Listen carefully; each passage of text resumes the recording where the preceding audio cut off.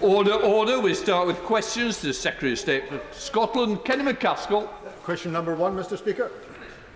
Thank you, Mr Speaker. The future for Scotland's offshore wind sector is bright. As part of our Powering Up Britain package, the Floating Offshore Wind Manufacturing Investment Scheme is currently open to applications. Through the scheme, we will distribute funding to support critical port infrastructure that will enable the delivery of floating offshore wind and provide quality employment opportunities for years to come. Kenny McCaskill. Thank you, Mr Speaker. It's not just in employment but in community benefits that we're losing out. Ireland has ensured that €24 million per annum will go to coastal communities hosting offshore renewable projects. In the UK, there's a legislative gap where onshore wind is providing benefits for communities, but there is no provision for offshore wind and the communities onshore. In East Lothian, we have Corkenzie and Torness, where the energy will come ashore. We have a skyline where the horizon will see turbines. Where's our share if Ireland can see €24 million per annum to its communities with far less? Mr Speaker, the growth of our green industries will lead to new jobs and many benefits for our communities, whether they be in East Lothian or other parts of Scotland.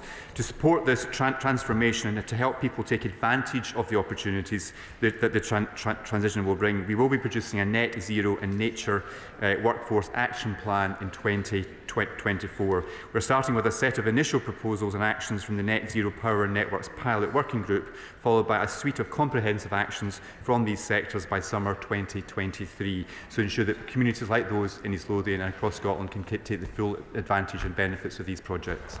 Mr Graham, I'm sure that you must have had many conversations with the Scottish Government, so I look forward to the question. Thank you, Mr Speaker. Of course, equally important to offshore wind in the expansion of renewable energy in Scotland is marine energy, particularly from tidal stream, and the Minister will know of the importance of the European Marine Energy Centre in Orkney. Does he agree with me that the whole process and the special pots arranged for marine energy under the Contract for Differences could be improved if Marine Scotland increased the speed at which they approved sites for future tidal stream development? Thank you, Mr Speaker. My honourable friend is very knowledgeable on such matters affecting Scotland. And Scotland has indeed benefited significantly from the Contracts for Difference scheme, which is the Government's flagship support scheme for large-scale renewable projects. 27% of all CFD projects and around 23% of total CFD capacity. In relation to tidal, the Contracts for Difference Round 4 awarded over 40 megawatts of new tidal stream power, and I think there's great opportunities going forward for Scotland to benefit from this further. So, Secretary of State Ian Murray. Thank you, Mr Speaker. With the energy crisis, the importance of developing Scotland's renewable energy sector has never been higher. The UK Government has no energy strategy. Indeed, it's a sticking plaster approach to the energy crisis, all paid for, of course, by the taxpayer. And in the 16 years of the Scottish Government, they've regularly launched glossy policy documents on renewables, but never delivered, especially on jobs. A scathing report from the STUC this week said that the Scottish Government, and I quote, "With energy bills soaring, climate targets missed and job promises broken, more targets without the detail of how they will be realised is unacceptable." So does the Secretary of State agree that only Labour has a solution to this crisis, creating high-quality, well-paid renewable jobs so that bills can be lowered, energy can be secured and Britain can be an energy superpower? Mr Speaker, I do not agree that Labour has any answers to any of the challenges facing our country. But the honourable member is correct to highlight the missed targets by the SNP government in Edinburgh. More than a decade ago, the SNP promised to turn Scotland into the Saudi Arabia of renewables. But just like the SNP's promises to close the attainment gap, to build ferries, to create a national energy company, that promise has been broken and quietly abandoned. The growth of Scotland and the UK's renewable sector will generate many new jobs across our country, and this United Kingdom government is determined to maximise the opportunities for the Scottish workforce. Ian Murray. I think, Mr Speaker, this UK Government only wants to turn the UK into Saudi Arabia, never mind the Saudi Arabia of renewables. It's critical to develop green energy jobs, but we've also got to protect our environment too. That's crucially important. Unfortunately, waterways and coastal communities across the UK are being polluted by this Government's refusal to stop pumping the equivalent of 40,000 days' worth of raw sewage into them every year. It's little wonder the SNP didn't support Labour's bill to stop this disgraceful practice, as the Scottish Government do exactly the same. It was recently revealed that the equivalent of 3,000 swimming pools worth of raw sewage was dumped on Scottish beaches, waterways and parks last year. With both governments allowing that sewage scandal to go on every day and promises about green jobs and renewable industries broken, why should the public leave a word that the Scottish and UK governments say about the environment? Mr Speaker, this UK government has a very proud record in tackling sewage discharges, and of course, as he highlights, it is a policy which has devolved to the Scottish Government, and the SNP have a truly appalling record on allowing sewage to be dumped into Scotland's waters, including many environmentally protected sites. Recent press reports suggest that 7.6 million cubic metres of sewage was released into waterways of significance last year, including award-winning beaches and indeed the River Tweed in the Scottish borders. This is yet another example, Mr Speaker, of where the SNP needs to clean up its act. Ian Blackford. Question number 2, Mr Speaker. Mr Speaker, with permission, I will answer questions 2, 4, 6 and 12 together. The United Kingdom Government remains firmly committed to the renewables industry across the United Kingdom, including the leading role that Scotland can play in delivering energy security and jobs. Over the last year, we have worked closely with the Scottish Government through the Offshore Wind Acceleration Task Force to bring forward the deployment of offshore wind projects in the United Kingdom. Ian Blackford. Thank you, Mr Speaker. It costs electricity generator almost £7.50 per megawatt hour to connect to the national grid from the north of Scotland and £4.70 from the south of Scotland, compared to 50p in England and Wales. Indeed, generators in the south of England are actually paid to connect to the grid.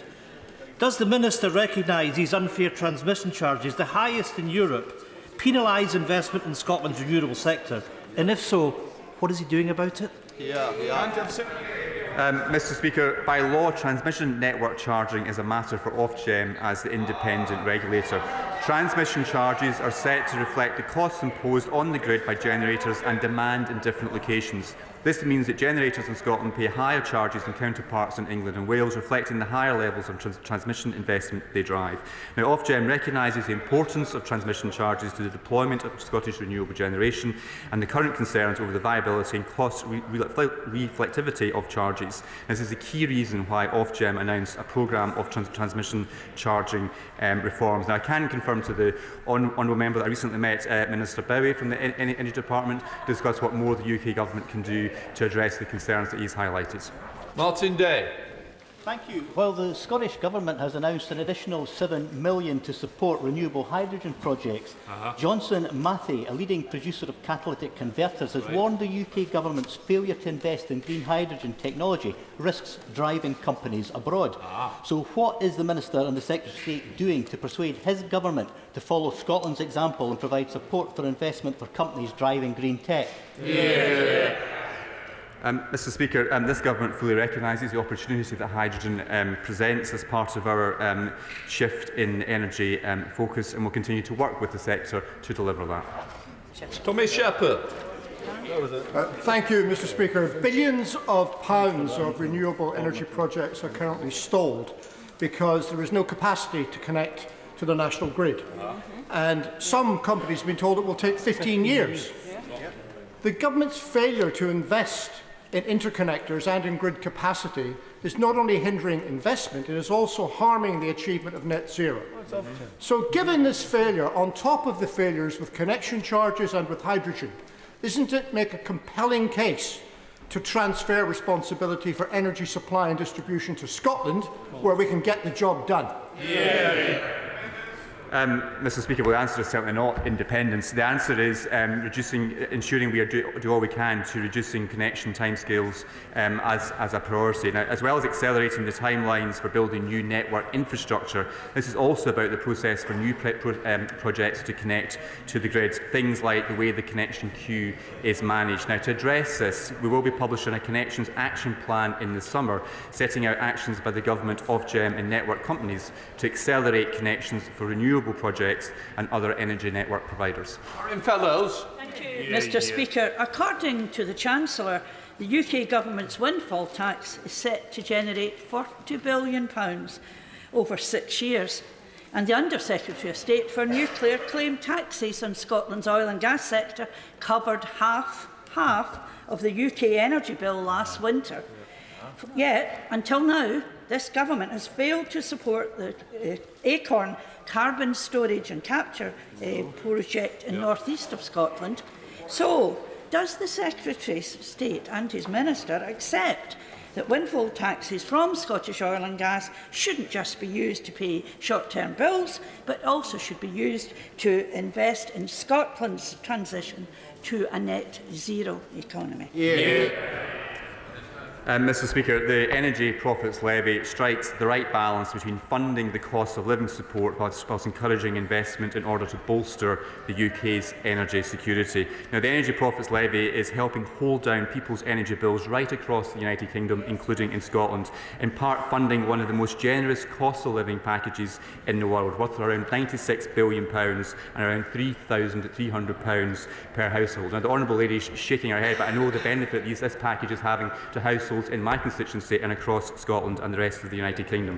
We want to encourage reinvestment of the sector's profits to support the economy, jobs and our energy security, which is why the more investment a firm makes into the UK, the less tax they will pay. Sir Paul Beresford. Thank you, Mr Speaker.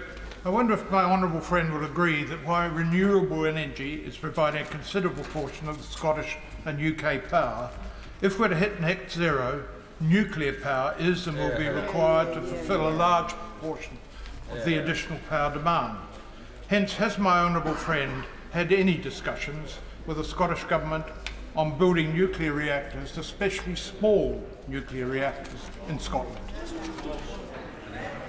Mr Speaker, I absolutely share my honourable friend's belief that nuclear plays an important part in the UK's energy strategy. This UK Government's Powering Up Britain strategy is the blueprint for the future of energy in this country. We will diversify, decarbonise and remove energy production by incentivise new energy production by investing in both renewables and the nuclear sector. By setting Britain on course to greater energy independence, Powering Up Britain will deliver energy security, which nuclear will be a very key part of. Dr Philippa Whitford, SNP spokesperson. Thank you very much, Mr Speaker. Energy storage is vital to managing demand as we switch to green electricity, and pumped storage hydro is the most efficient large-scale storage method. Scottish Renewables have called for UK capacity to be more than doubled by investment in 6 shovel-ready projects across Scotland. So why is his government refusing to support investment in infrastructure which is critical for future energy security? Mr Speaker, well, I simply don't accept the analysis or the conclusions that the Honourable Lady makes. This government is very much committed to the investment in the infrastructure that is needed to allow this new technology to evolve. But as the Honourable Lady highlighted, there is an opportunity from the technology that she has highlighted, and we will continue to work with that sector to deliver that. Dr Philippa Whitford.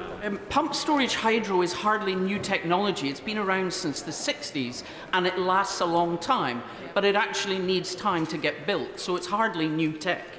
And despite planning to take £40 billion in windfall taxes from Scotland's oil and gas sector, neither this government nor Labour have committed to invest in Scotland's carbon capture, pumped storage hydro, tidal stream or hydrogen potential, nor to reform the situation where Scottish generators pay the highest transmission charges in Europe. So isn't it clear that Scotland's immense renewable resources would be better in the hands of the Scottish Government? Mr Speaker, absolutely not. At the budget, the Chancellor announced £20 billion of funding to store as much carbon and create as many jobs as possible through Track 1 and beyond, and an unprecedented investment in development of CCUS. The Government has also announced around £2 billion in investment for CCUS, hydrogen and industrial decarbonisation technologies. We've already confirmed that the Acorn project in the North East in Scotland seems to meet the criteria for Track 2, and we look forward to working with them to ensure that we get some good news on that as soon as possible. Douglas Chapman. Number 3, Mr Speaker. Move along. With permission, Mr Speaker, I'll answer questions 3, 7 and 10 together. As the United Kingdom Government in Scotland, we have an important role in promoting Scotland internationally. The Scotland Office, the Foreign, Commonwealth and Development Office, the Department for Business and Trade and Scottish Development International work together to identify opportunities for trade and investment. For example, only recently during Tartan Week, the celebrations held in New York. Douglas Chapman. Thank you, Mr. Speaker. With the UK Government out to diminish the Scottish whisky industry through higher taxation and our food sector through post-Brexit red tape and border problems, does the Secretary of State enthusiastically welcome the Scottish Government focusing more time and energy on promoting global Scotland and Scottish exports? Yes, of course I do, Mr. Speaker, and I also welcome the Scottish Government. Deciding not to ban advertising, for instance, for whisky producers. It is simply the case that the UK Government works with the Scottish Government promoting Scotland overseas, but what we don't like is when the Scottish Government strays into, and I know this is what the honourable gentleman was getting at, when it strays into reserved areas such as constitution and foreign policy on those visits. Let me hear long, son. Don't worry. Thank you, Mr. Speaker. Promoting Scotland, promoting the UK abroad isn't about flags and anthems. It's about finding common cause with allies and working on common problems. Now, the EU's North Seas Energy Cooperation Forum is a world-leading gathering of 10 coastal states around the North Sea, including Norway, which is not in the EU, and Luxembourg, which doesn't have a coastline. And they're all agreed to try and beat climate change by working on renewable energy. Now, I had a parliamentary question answered just yesterday saying that the UK does not want to join the North Seas Energy Cooperation. If the UK doesn't want to, could the UK stop holding Scotland back and we'll get on with it?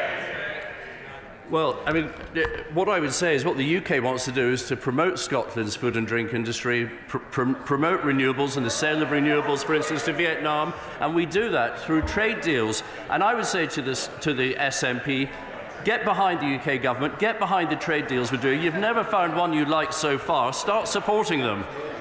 Stephen Bullock. Thank you, Mr. Speaker. For the 7th year in a row, Scotland is ranked the best performing nation or region outside London for foreign direct investment. This continues the trend of Scotland being the best performing nation in the United Kingdom.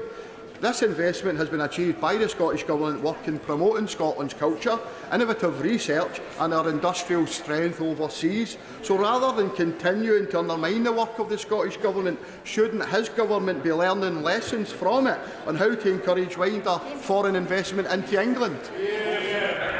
Well, I'd say to the honourable gentleman, he shouldn't be taking all the credit. That work is done by the United Kingdom government. We have 282 embassies, high commissions and consulates in 180 countries, and we work very hard promoting Scotland's interests overseas, and Scotland has a wonderful Foreign Secretary in the form of James Cleverly. Douglas Ross. Thank you, Mr. Speaker. The SNP Scottish Government's attempts to promote Scotland internationally include awarding ferry contracts to yards in Turkey rather than in Scotland. But given that just yesterday the SNP accepted it would be cheaper to build new ferries from scratch rather than complete the current ship in Ferguson Marine, does the Secretary of State agree with me that Scotland's international reputation for shipbuilding has been severely damaged by the SNP? And worst of all, islanders have been abandoned by these contracts that are now 6 years late and more than 3 times over budget. Yes, Mr. Speaker, my honourable friend is of course right. The island communities have been terribly let down by this Scottish Government. And I would say, I know he's referring to the ministerial direction yesterday to carry on with the second ferry. Ministers should always spend taxpayers' money efficiently, even if it means losing face. Robin Miller. Mr. Speaker, and is it not the case that Scotland, like Wales, benefits from the UK's membership of the G7, of NATO, and our many diplomatic missions around the world? Yes, indeed, Mr. Speaker. Scotland's membership as part of the United Kingdom of those incredible organisations is just another advantage of being part of the United Kingdom. Shadow Minister Liz Twist. Mr. Speaker, promoting Scotland overseas is vital, but so is the ability of tourists visiting Scotland to tour the fantastic island. Now, earlier this week, the Scottish Transport Minister told the Scottish Parliament that he had overruled civil servants who had serious concerns about the continuation of the disastrous Calmac ferry project being a waste of taxpayers' money. Scottish taxpayers' money has been wasted on this poorly managed scheme and islanders left stranded. But last week, we learned that a Green Scottish Government minister had chartered a private yacht to visit the Isle of Rome. Does the Secretary of State share my concerns that the Scottish Government is misusing taxpayers' money while the islands are left without transport connections? Mr. Speaker, I certainly do. Chair of the Select Committee, Pete Wishart. Mr. Speaker, the Secretary of State, of course, will know that the Scottish Affairs Committee are currently conducting an inquiry into how Scotland is promoted internationally. All we've heard is just how well the UK and Scottish Government work together about the added value that the Scottish Government mission brings to that promotion. So why is he determined to pick a fight unnecessarily and get in the way of this business? Well, Mr. Speaker, as the honourable gentleman will know from my submission to his committee and its inquiry, that is not what I think. What I think is that the UK government should work with the devolved administrations to promote them overseas, to promote trade overseas. But I also believe is that when the devolved administrations are using our missions overseas, they should be not using them to promote their plans for separation, nor to undermine our foreign policy. Kevin Foster. Question number 5, please, Mr. Speaker. Thank you, Mr. Speaker. With permission, I will answer questions 5 and 13 together. Scotland Office ministers and officials have regular discussions with colleagues across government about Lord Hendy's Union Connectivity Review. Indeed, I recently met with stakeholders to discuss cross-border rail services between Scotland and England and to learn more about a range of transport connectivity projects. We are also engaging with the devolved administrations and other stakeholders to consider Lord Hendy's recommendations. Kevin Foster. Speaker, direct train services between Scotland and the south-west of England not only provide a useful connection for leisure travellers, but they also boost our wider economies. What discussions has he had with the Secretary of State for Transport about developing these further, including direct links to Torquay and Paignton, as part of future planning for the cross-country franchise? Mr. Speaker, I agree with my honourable friend's enthusiasm for such rail links. The Department for Transport is developing a new cross-country national rail contract that is expected to commence in October 2023. As part of timetable development, officials met recently with representatives of Transport Scotland. The connectivity and other benefits of providing through services between Scotland and Torbay can be looked at during the new cross-country contract. Paul Hall. The main artery between London, Edinburgh, Scotland is the East Coast Main Line, on which run the fantastic Azuma trains built in my Newton Aycliffe constituency. But the resilience of that line in North East England is severely hampered both in terms of capacity and in terms of resilience. Can I ask whether he's spoken to the Department for Transport about supporting the Leamside Line project to add to both of those initiatives? Mr. Speaker, I thank my honourable friend for that question. Now, proposals to reopen the Leamside line were carefully considered as part of the development of the integrated rail plan. On the basis of available evidence and value for money analysis, the Government believes that the case for the reopening of the route would be best considered as part of any future city-region settlement. The Department for Transport will continue its engagement with local stakeholders as any proposals are developed further. David Linden. Thank you very much, Mr. Speaker. If levelling up is to mean anything in the UK, can the Minister say when HS2 will reach Glasgow?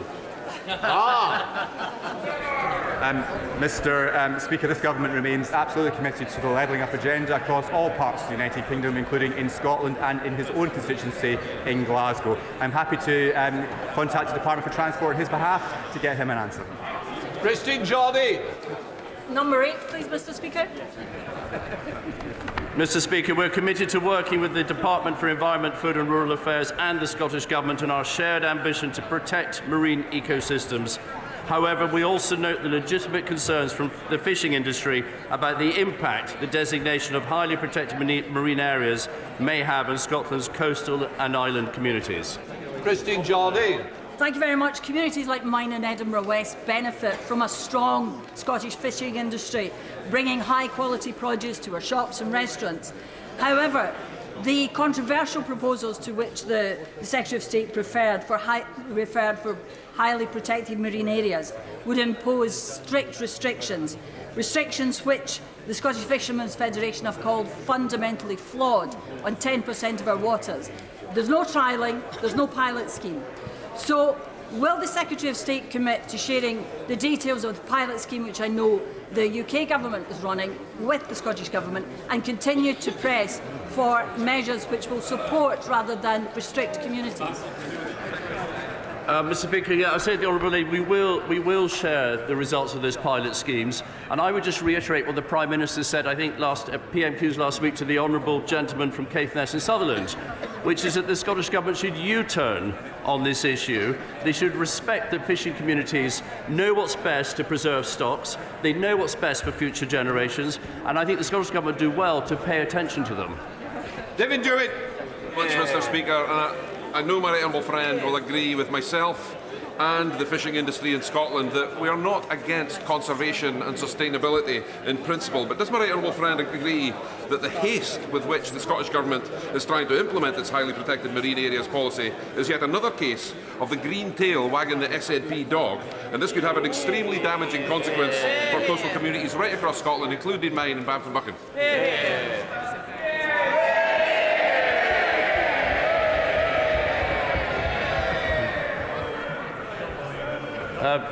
Well, for those that have heard the question, the answer is yes. Right, we now come to Prime Minister's questions. Cat Smith. Question number 1, Mr. Speaker. Deputy Prime Minister. Mr. Speaker, I have been asked to reply on behalf of my right honourable friend, the Prime Minister. He is currently travelling to Japan to attend the G7 summit. Mr. Speaker, I'm sure that colleagues from across the House will join me in congratulating Liverpool for its wonderful staging of the Eurovision Song Contest on behalf of Ukraine.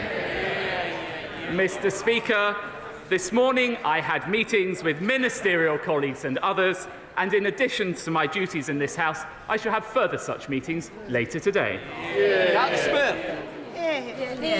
The Royal Lancaster Infirmary is a 130-year-old crumbling hospital and was meant to be one of the government's 40 new hospitals.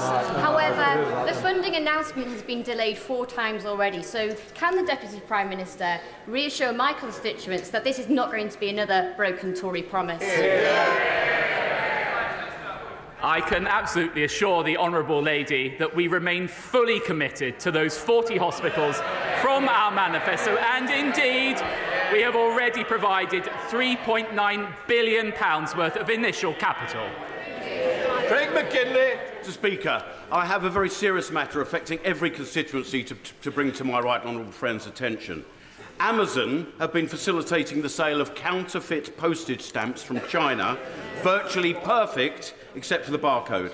I've contacted the NCA, the National Trading Standards, and I'm afraid I've received woeful responses. I've now sent my concerns to the Serious Fraud Office and the Economic Crime Unit of the City of London Police. Amazon are patently facilitating remittances of illegal gotten cash, and I believe this is in contravention of the Forgery and Counterfeiting Act 1981. Can my right honourable friend assist me in taking this further? Well, Mr. Speaker, may I pay tribute to my honourable friend? I know how hard he has been campaigning on this important issue. The Home Secretary will have heard his remarks. I would say that the Digital Markets and Competition and Consumer Bill does put duties on those platforms, and ultimately, if fraud is being perpetrated, the police should take action. We now come to the Deputy Leader of the Opposition, Angela Rayner. Thank you, Mr. Speaker, and it's a pleasure to welcome yet another Deputy Prime Minister to the dispatch box, the third deputy that I've faced in 3 years. And you know what they say, the third time's a charm. And I'm also pleased to note, Mr. Speaker, that the Prime Minister has a working-class friend, finally. I seem to remember that after the loss of 300 Conservative seats at last year's local elections, the right honourable gentleman resigned, saying someone must take responsibility. After 1,000 more Conservative councillors have been given the boot by voters, who does he think is responsible now? Well, Mr. Speaker, in the spirit of the Right Honourable Lady's opening remarks, can I just say it really is a pleasure to see the Right Honourable Lady here today. I was, though, expecting to face the Labour leader's choice for the next Deputy Prime Minister if they win the election, so I'm surprised that the Lib Dem leader isn't taking questions today.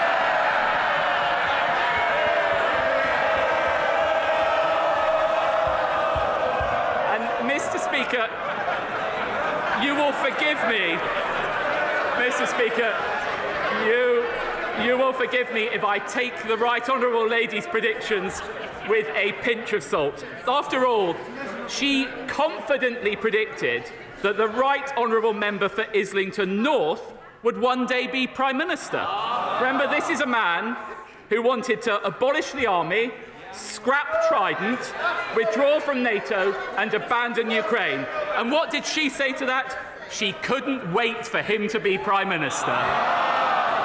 Deputy Prime Minister. Mr. Speaker, it's absolutely amazing that while the Labour Party is preparing to govern with a Labour majority, his party is starting to prepare for opposition, Mr. Speaker. And this week, at the National Conservative Conference, a member for Devisers blamed the country's problems on a new religion. He even hit out at the dystopian fantasy of John Lennon. The member for Pentonstone and Stockbridge said identifying falling birthing rates is the overarching threat to the UK. She criticised woke teaching for destroying children's souls and causing self-harm and suicide among people. And the Right Honourable Member for North East Somerset really let the cat out the bag when he said parties that try to gerrymander end up finding their clever schemes come back to bite them, as dare I said we found when insisting on voter ID. The Right Honourable gentleman opposite, while working in Number 10, said he had to listen to the radio every morning to find out what was really going on in the country. Apparently, he was surprised on a daily basis by what he learned. And most of his time was spent on day-to-day crisis management. 11 years on, Mr. Speaker, nothing has changed. Deputy Prime Minister. I'm not quite sure what the question was then, Mr. Speaker. But if she wants to talk about this sort of thing, we all know what's going on with her and her leader. It's all lovey-dovey on the surface. They turn it on for the cameras, but as soon as they're off, it's a different story. They're at each other's throats. Mr. Speaker, they're the Phil and Holly of British politics. Deputy Leader. Mr. Speaker. Deputy Leader of the Opposition. Thank you, Mr. Speaker. The reality is, after 13 years of Tory rule, they're still lurching from crisis to crisis and wallowing in their own mess. They can't solve the crisis because they are the crisis. The honourable member opposite should take more note of what's happening at his conferences in his party before trying to make up what's happening in mine. The Prime Minister pledged that by March, NHS waiting lists would fall. It's now May. So can he tell us, since he made that pledge, is the number of people waiting on late waiting lists higher or lower?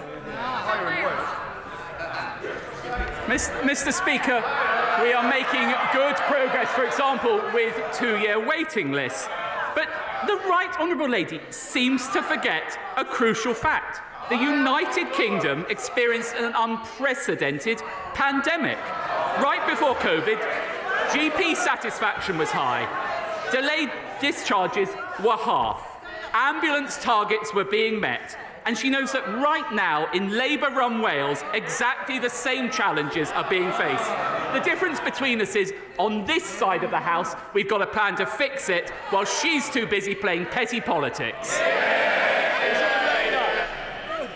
Mr. Speaker, even before the pandemic, waiting lists were going up. So it doesn't wash that this government, after 13 years in power, is blaming everybody but themselves for what people are having to put up with. He appears to be claiming that 11,000 patients waiting more than 18 months is an achievement. The last Labour government reduced waiting times from 18 months to 18 weeks, and he can come back to me when he's achieved that.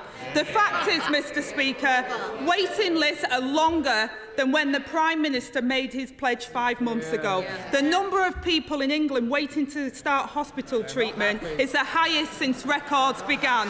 7.3 million patients left waiting. Now, I know the Prime Minister has his own private GP, so maybe he doesn't appreciate the urgency.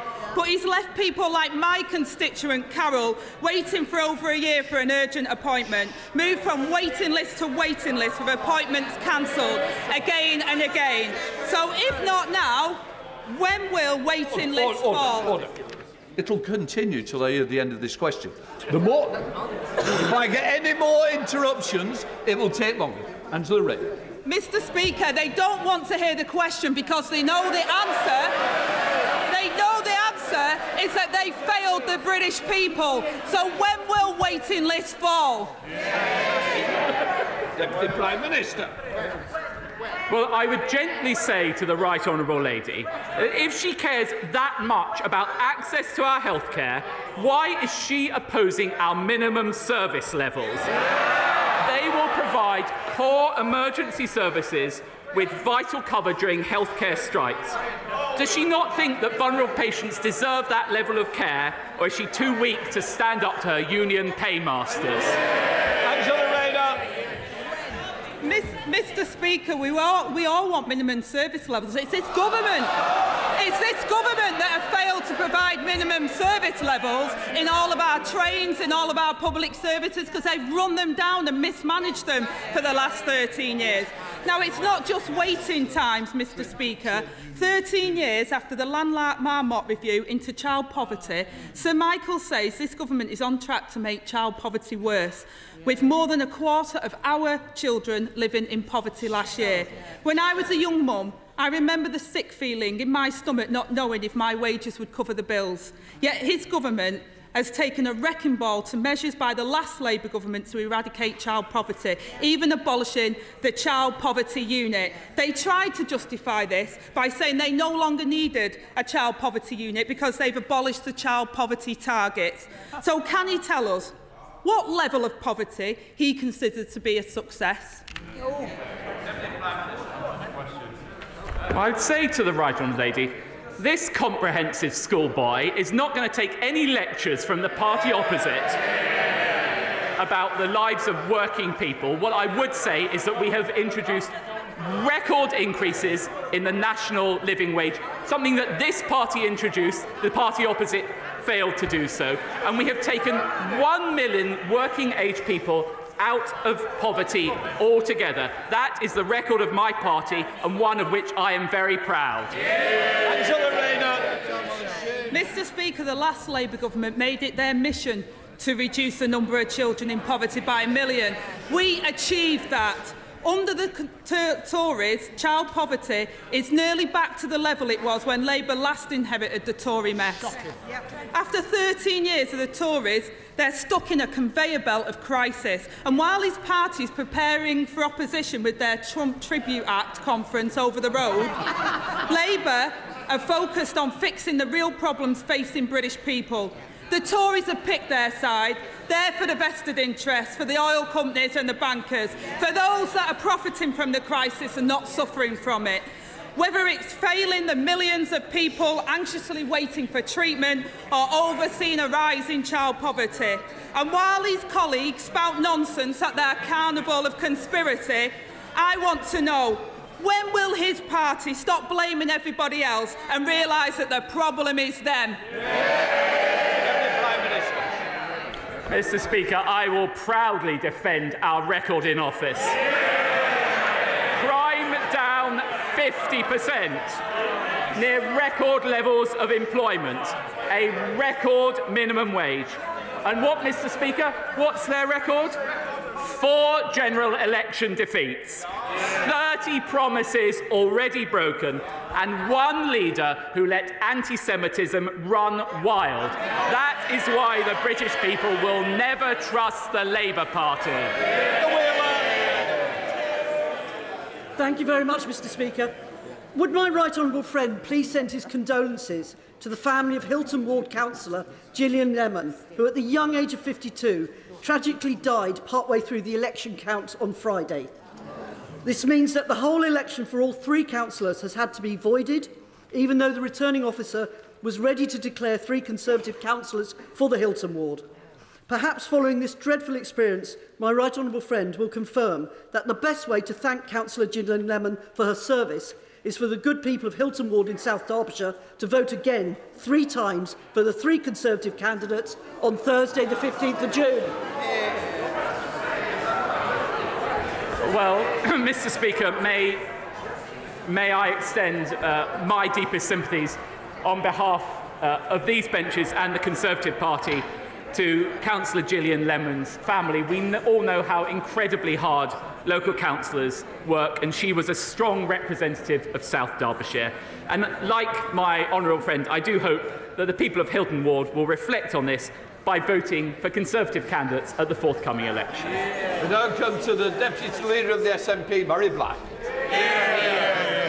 Thank you, Mr. Speaker. In 2016, the Deputy Prime Minister told his constituents in a blog that it was his duty to, and I quote, furnish them with all the facts that are available with regards to Brexit. Today, Brexit Britain faces higher food prices, a lack of workers, a shrinking economy and a decline in living standards. Why is he happy to ignore those facts? The Prime Minister. Well, Mr. Speaker, we have one of the fastest growth rates in the whole of the G7 since Brexit. And we all know, and in fairness, we all know the policy of the SNP. And they said it this weekend, I quote, we need to undo Brexit. But let me tell you, if I were them, I'd start by undoing the mess they've left Scotland in and start working with the United Kingdom government and focus on the priorities of the Scottish people, not the priorities of their party. Murray Black.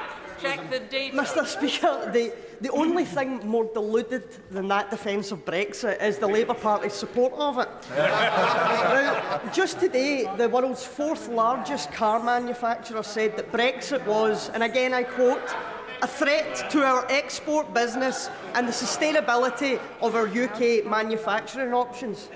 Even Nigel Farage can admit that Brexit has failed. So, Mr. Speaker, why can't he?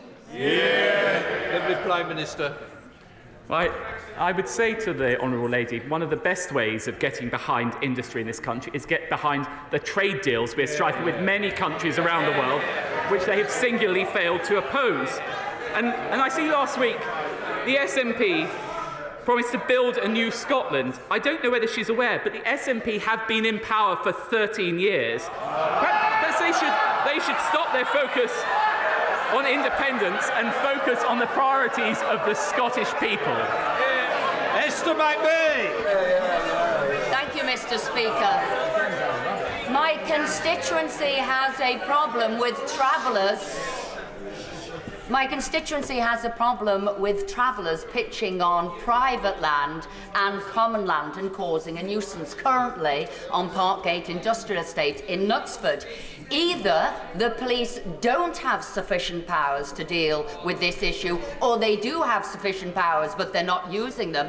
So will the Deputy Prime Minister get the government to speak with Cheshire Police to ensure that they do have the powers to deal with this plight on our local community and that they use them?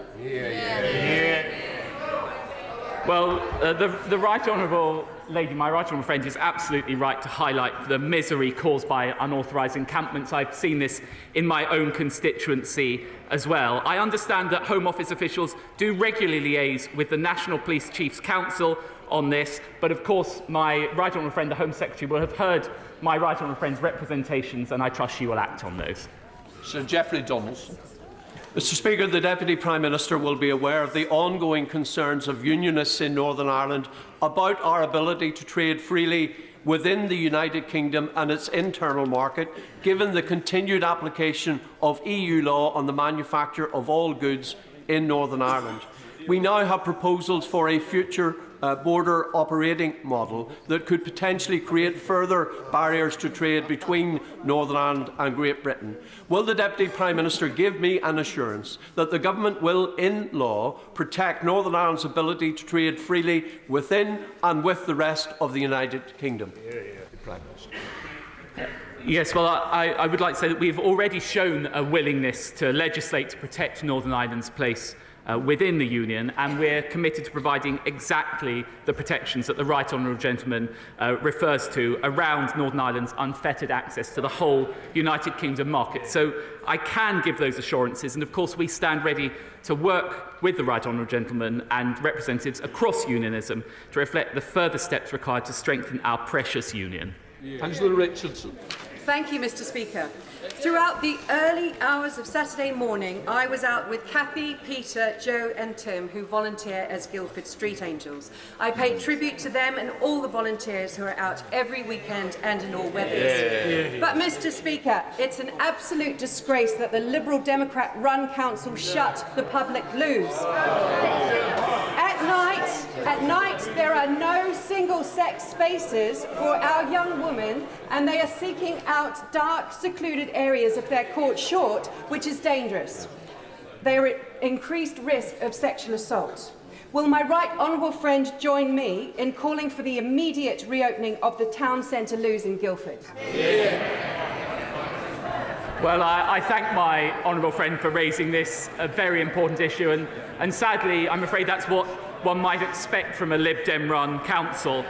I do join her in thanking the Guildford Street Angels for all of their efforts, and I'm sure that they and she will continue to make those views known to Guildford Borough Council. Thank you very much, Mr. Speaker. Many of my constituents are struggling to pay the bills and put food on the table. Food prices have risen by over 19% in the last year, with the cheapest infant formula up 45%, gas prices up 129%, electricity up 67%. Many report borrowing more money than this time last year, with car manufacturers threatening to move production. The OBR saying $100 billion has been lost from the economy forever, and wages falling further and further behind basic living expenses. So does he really still believe his government's kamikaze Brexit is delivering for the people of these isles? Deputy Prime Minister. I certainly do believe that, Mr. Speaker, and I would say to the members on those benches that it's only because of the strength of our United Kingdom that we're able to afford the sort of interventions, for example, that we've had with the cost of living, with over £3,300 for every single family in our United Kingdom, paid for by a 75% windfall tax on oil and gas companies. That's the United Kingdom delivering on the cost of living. Daniel Koczynski. Thank you, Mr. Speaker. In 2016, we secured over £300 million for the modernisation of A&E services in Shropshire. 6 years on, that money has still not been spent, and construction hasn't started. I have a real concern about the quality of managers within our local NHS trust, that this decision has not been taken. What can my right honourable friend do to help us in Shropshire to ensure that finally the £312 million is spent and that A&E services are modernised, because there is nothing more important than the safety of constituents when they go into A&E services? Deputy Prime Minister. Well, I pay tribute to my honourable friend for raising this issue. I know that his constituents are anxious for building work to get underway as soon as possible. And I know that the Department for Health are working closely with NHS England and the Trust to support the development of the scheme. And the Trust is due to submit plans to the Department for Health in the coming months, and the Department will work at pace to review those plans. Marshal de Cordova. Thank you, Mr. Speaker. Leaseholders in Battersea are trapped in an outdated and unfair leasehold system. The Secretary of State said, and I quote, "The government would absolutely maintain a commitment to abolish the leasehold system and would bring forward legislation shortly." But we now know that this is no longer the case. So, Deputy Prime Minister, why has the government yet again done another U-turn and yet again broken a never promise to leaseholders to scrap its plans to end the outdated leaseholder system. Well, I'd like to reassure the Honourable Lady and members of this House that the Government is committed to reforming the leaseholder system to give homeowners greater control and give cheaper access to leaseholder renewal, including a 990-year extension with zero financial ground rent, and we will set out plans for further reforms later in this Parliament. Sir Desmond Sway. What would be a reason for extending the general election franchise to settled EU citizens, a population of voters equal to the number in Wales? Well, I think my honourable friend is referring to the plans from the party opposite. And it's actually quite interesting that this week, while we're pushing ahead with legislation to break the smuggling gangs, what's Labour's big idea? Give foreign nationals a say in our elections. So there we have it. While the Conservatives will stop the boats, Labour will rig the votes.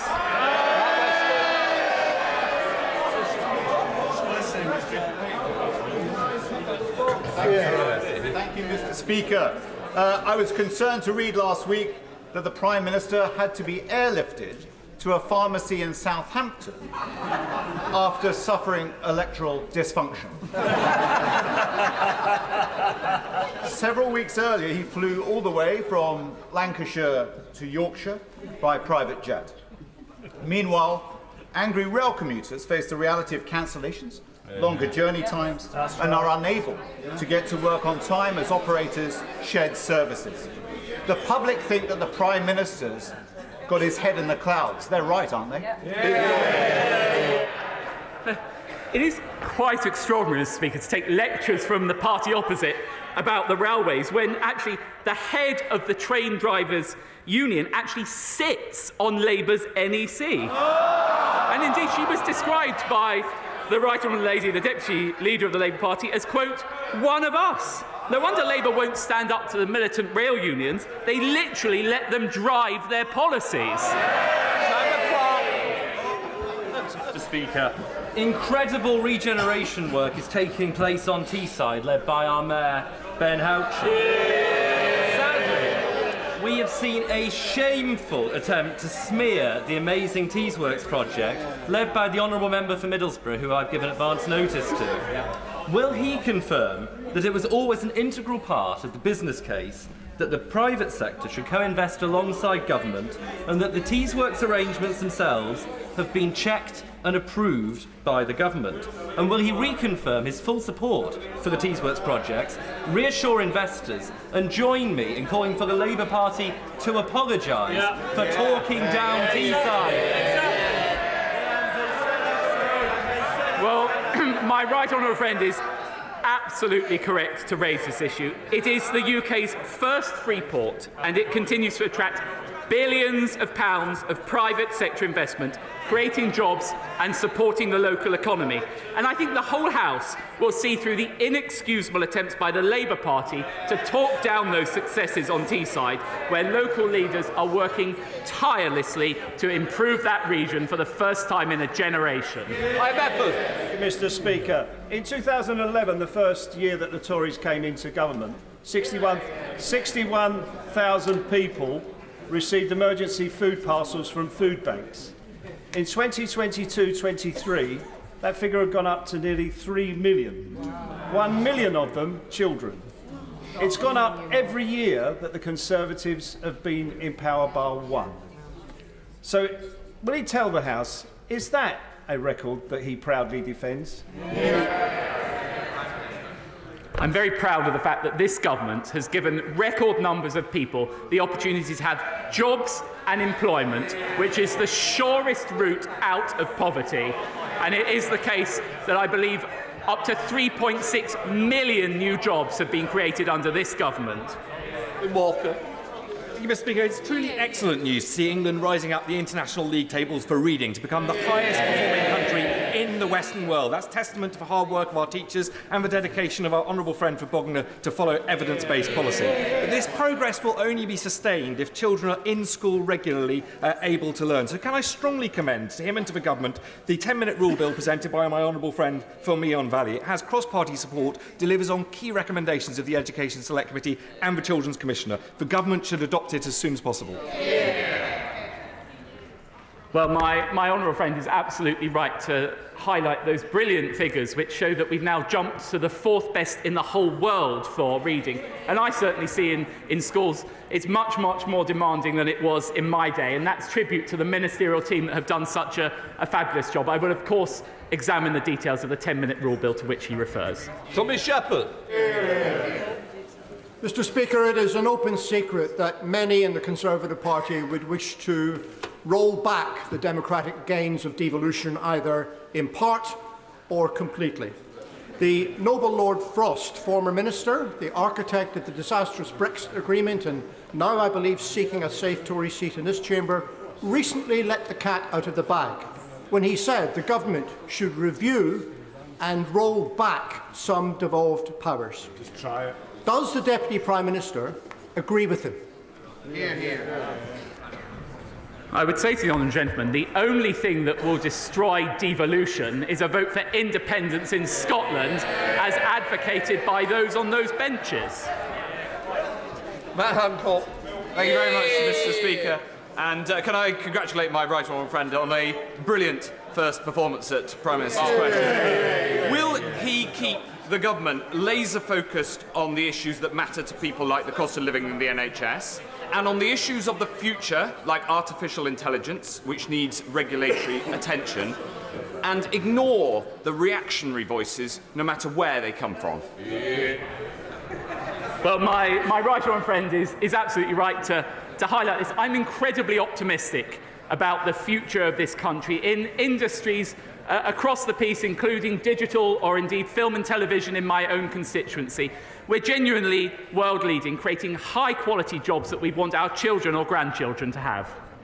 Sean Moore. Thank you, Mr. Speaker. Half the children in Newcastle Central are growing up in poverty. Shocking. Over the last 5 years, the delivery of food parcels to North East children has risen by 250%. The number of North East children who are homeless rose by 50% last year. On average, their parents' wages will have fallen by £1,000, and if any of this affects their mental health, they face a 5-month wait for treatment. Why is his government making it so hard for our kids? Well, I really think this House needs a correction on the facts, given what's come from the party opposite.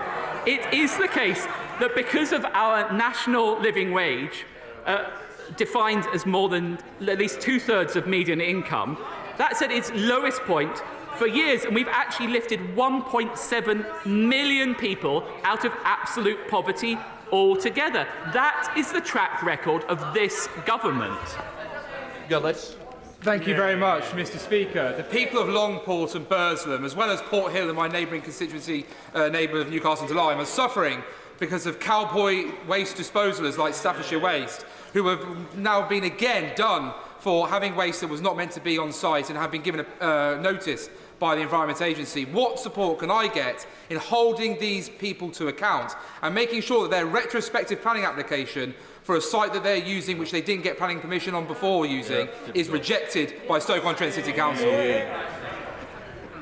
Well, my honourable friend is right to raise this this issue of those kind of people, and indeed we often see them associated with fly tipping, which is a blight on our landscape. I will ensure that I raise all the issues that he has raised with me with my right honourable friend, the Secretary of State for Levelling Up, who has ministerial responsibility for this. Rachel Vaskell. Thank you, Mr. Speaker. Crisis mental health services are in crisis. Patients and families gaslit and at risk. It is Mental Health Awareness Week, but no government awareness to ensure my constituents are safe, nor funding and workforce needs met. So why is his government sat on their hands with a devastating report sat on the Health Secretary's desk while patients in York and across the NHS are being failed? Can I and the Trust have an urgent meeting? Well, I'm sure one of my ministerial colleagues in the health team will be happy to have that meeting. I would just say that under this government, we've put more money into mental health services, and actually we're funding 150 wider capital schemes. So this government has made mental health services a priority. Final question, Virginia Crosby. Thank you, Mr. Speaker. This week is Wales Tourism Week, an opportunity to celebrate one of Wales's most important businesses, which represents 10% of all jobs, supports Welsh farmers and food producers, and generates £6 billion in economic activity each year. Would the Deputy Prime Minister join me in thanking all those that work in the Wales tourism sector, and would he agree with me that this UK government's TIPS bill demonstrates its commitment to supporting the tourism sector, unlike Labour in Cardiff, whose proposed tourism tax will undermine visits and undermine jobs? Well, of course, I'm most happy to give that commitment to my honourable friend. Indeed, I have spent many happy family holidays in Wales and plan to do so again next year. That completes Prime Minister's questions.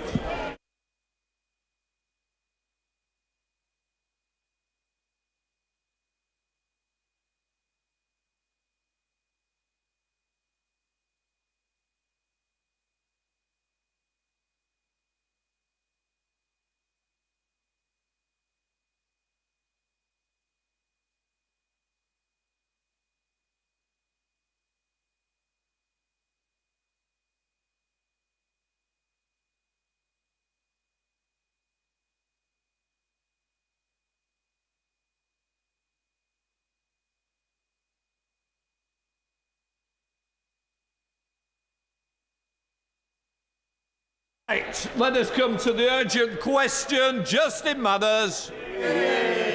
Thank you, Mr. Speaker. The Secretary of State for Business and Trade